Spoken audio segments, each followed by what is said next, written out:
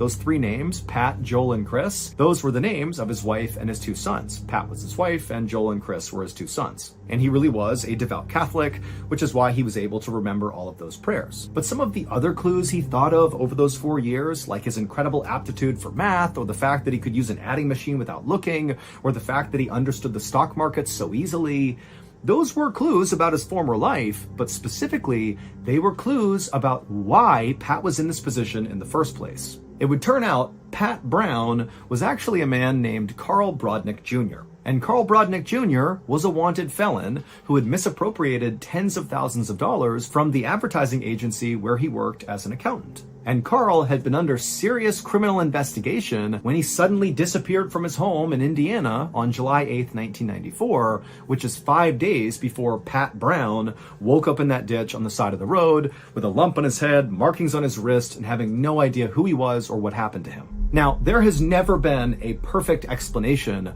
for what actually happened to Carl, but if you think about this logically, his claim of having amnesia is very likely true. Why would a guy use amnesia as his cover story to flee the law, run to Cheyenne, Wyoming, and say, I don't know who I am, I don't know what happened to me, only to then, a few years later, go on national TV and out himself and totally make himself a target for the police? It doesn't make any sense.